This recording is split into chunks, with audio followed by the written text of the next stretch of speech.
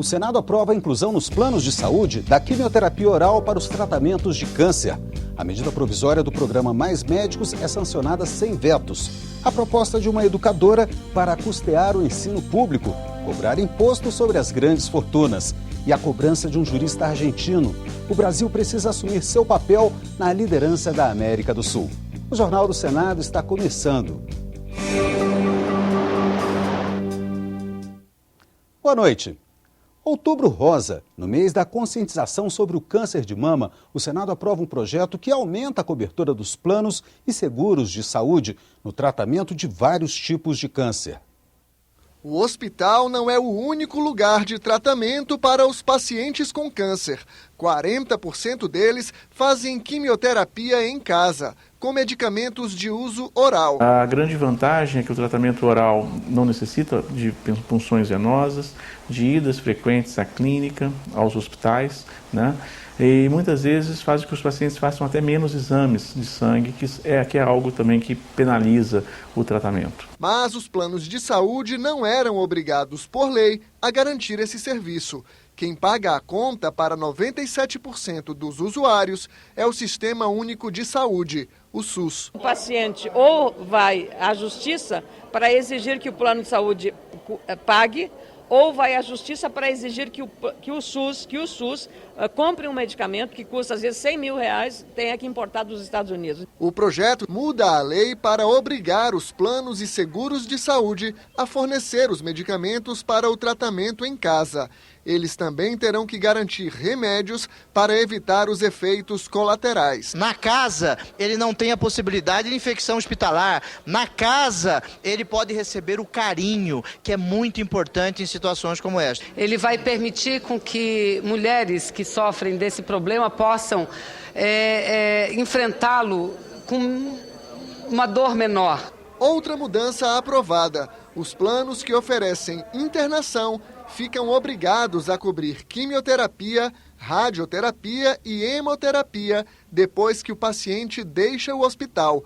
O objetivo é garantir a continuidade do tratamento. Nós vamos ter uma diminuição efetiva da reincidência e do surgimento das metástases, pelo fato de termos um instrumento que garante a conclusão da terapia. A votação reuniu no plenário representantes de ONGs ligadas ao combate ao câncer. Esse projeto de lei vai beneficiar por demais as pessoas que passam por esse momento tão difícil da vida, que é o momento que enfrentam o câncer. O Ministério da Saúde divulgou esta semana que, a partir de 2014, as seguradoras terão que cobrir os custos de 37 medicamentos orais para o tratamento do câncer. Os remédios serão usados no combate a 54 tipos da doença, como o câncer de mama e pulmão. A Federação Nacional de Saúde Suplementar, que reúne 31 operadoras de planos de saúde, disse que a mudança vai aumentar os custos, mas não revelou de quanto será o impacto financeiro. Para a senadora Ana Amélia, o projeto aprovado pelo plenário dá mais segurança ao paciente. A ANS faz uma portaria, é uma norma ou uma resolução que tem prazo de validade. No caso de uma lei, não. A lei é perene e aí é um benefício maior de segurança e de garantia desse serviço para a população, especialmente para os clientes de planos de saúde. Como já foi votado na Câmara, o projeto foi à sanção presidencial. As novas regras para os planos de saúde começam a valer 6 meses depois que a lei for sancionada. A presidente Dilma Rousseff sancionou hoje a lei que institui o programa Mais Médicos sem vetar nenhum artigo. 1.300 médicos já participam do programa e a meta é chegar a 13 mil até abril do ano que vem. Médicos brasileiros e estrangeiros que fazem parte do programa, prefeitos, ministros e parlamentares participaram da cerimônia no Palácio do Planalto. A presidente Dilma sancionou a lei na íntegra, como foi aprovada pelo Congresso. O programa Mais Médicos foi lançado em julho por medida provisória. A MP, que deu origem à lei, foi aprovada pela Câmara no início do mês e pelo Senado na semana passada. Cerca de 1.300 médicos selecionados na primeira etapa já estão atuando em unidades básicas de saúde do interior e periferias de grandes cidades, beneficiando quase 4 milhões de pessoas. São quase 800 médicos brasileiros e 484 estrangeiros, com registro provisório. Os médicos do programa recebem uma bolsa de R$10 mil, paga pelo Ministério da Saúde, mais ajuda de custo. Pelas regras, depois de 3 anos no país, os profissionais serão obrigados a revalidar os diplomas, se quiserem continuar trabalhando. Os estrangeiros ficam proibidos de exercer medicina fora das atividades do programa e estarão sujeitos à fiscalização dos conselhos. Outra mudança é a permissão para que os médicos aposentados participem do programa. A sanção do programa Mais Médico é um momento histórico para a saúde pública do nosso país, principalmente para a atenção básica. Esta é uma oportunidade muito importante para nós, os cubanos, porque vamos ajudar ao povo brasileiro que precisa mais de médicos, mais de nossa ajuda. Por isso é que nós ficamos felizes, contentos e prontos para trabalhar. O ministro da Saúde, Alexandre Padilha, fez um balanço do primeiro mês de atuação dos médicos. Os médicos brasileiros e médicos estrangeiros que atuaram no primeiro mês, no mês de setembro, já realizaram mais de 320 mil consultas de atendimento médico que não aconteciam. Até abril do ano de 2014, nós pretendemos ter em torno de 13 mil médicos. Com isso, nós chegaremos em abril a garantir cerca de 46 milhões de brasileiras e brasileiros com atendimento médico de qualidade nos municípios do nosso Brasil afora. A partir da sanção presidencial, o registro provisório dos médicos estrangeiros passa a ser feito pelo Ministério da Saúde e não mais pelos Conselhos Regionais de Medicina. A expectativa do Ministério da Saúde é de que cerca de 2 mil médicos selecionados na segunda etapa do programa já comecem a trabalhar este mês. E os recursos para a saúde pública entraram no debate sobre o orçamento impositivo. Hoje, líderes de partidos governistas na Câmara e no Senado se reuniram com a ministra das Relações Institucionais e chegaram a um acordo. Para garantir mais dinheiro à saúde, o governo vai aumentar o valor das emendas parlamentares. A proposta de emenda constitucional vai ser alterada no Senado e terá que voltar à Câmara. Pelo acordo entre os líderes, as emendas parlamentares que o governo vai ser obrigado a liberar vão somar 1,2% da receita corrente líquida da União. O texto que veio da Câmara prevê 1%. Com a alteração, os deputados aceitaram que metade do valor das emendas seja destinada à saúde. Outra mudança na PEC obriga o governo federal a investir 15% da sua receita no setor.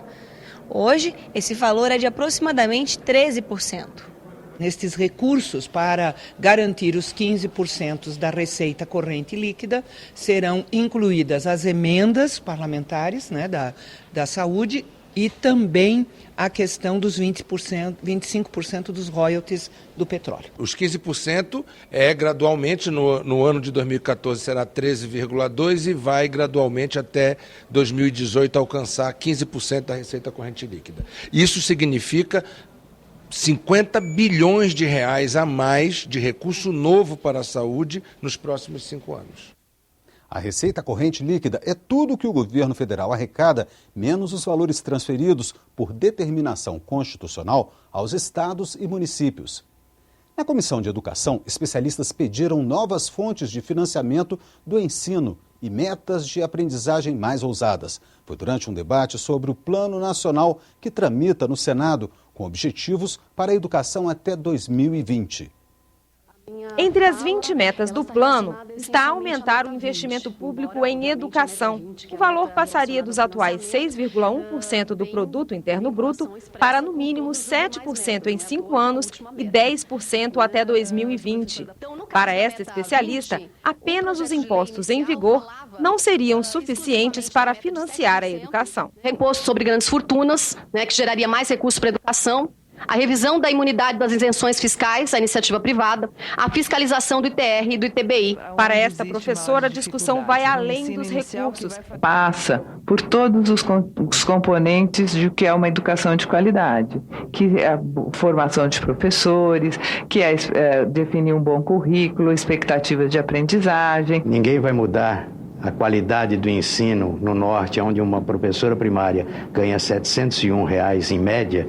Se passarmos para 1.500, a qualidade vai ficar a mesma. Então, falta a gestão e o planejamento. Essa foi a terceira audiência para discutir o PNE e, segundo esse especialista, foi elaborado por grupos de interesses divergentes. Além disso, traz metas que dificilmente serão alcançadas, como a de erradicar o analfabetismo. A partir de 40 anos, que estão quase todos analfabetos absolutos, se revela quase impossível atrair alguém para se alfabetizar. Me preocupa estarmos gerando falsa expectativa, porque entre a aprovação da proposta de lei e a sua execução pode existir uma distância enorme.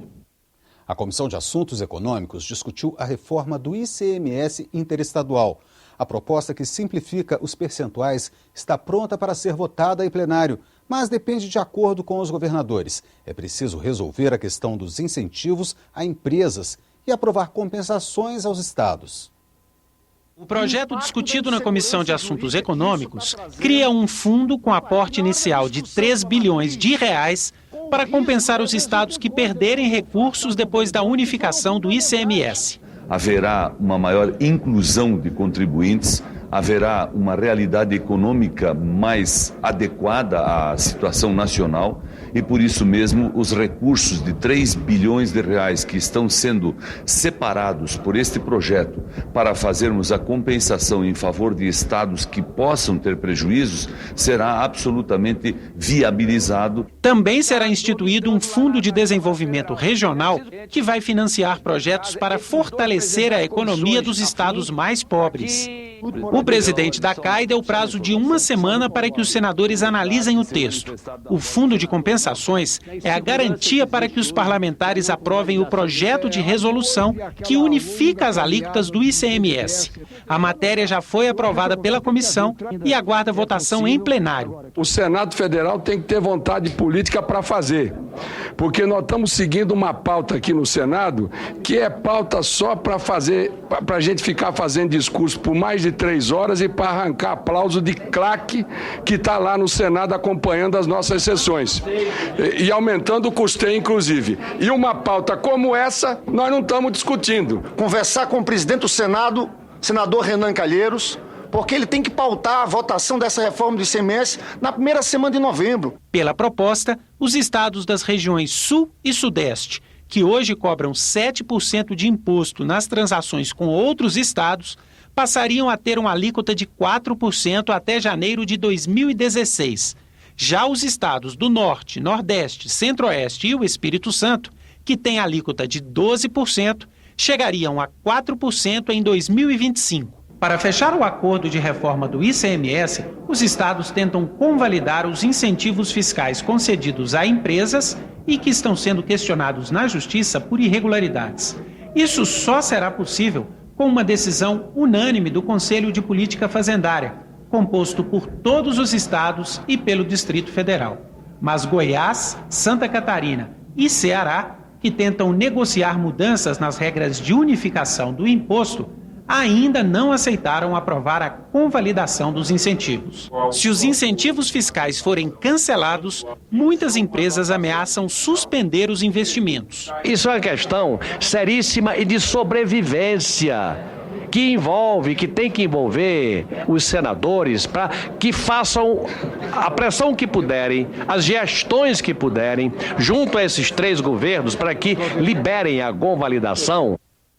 Como solucionar problemas ambientais que atravessam fronteiras? A dificuldade de integração jurídica entre os 12 membros da Unasul, a União de Países Sul-Americanos, foi debatida na Comissão de Meio Ambiente. Questões relacionadas com o meio ambiente não respeitam fronteiras políticas. Os efeitos da degradação ambiental da nascente de um rio, por exemplo, podem chegar até a sua foz, atravessando e prejudicando diferentes países. Por isso, os convidados defenderam a criação de um tribunal internacional para solucionar os conflitos entre os países da Unasul.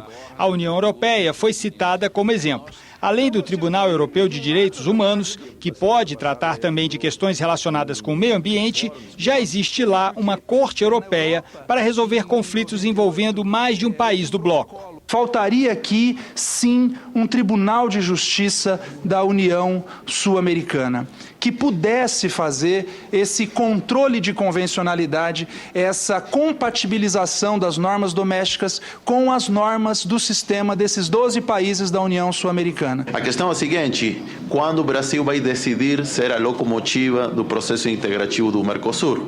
Precisamos de uma decisão política que implica o investimento e implica uma política de sedução.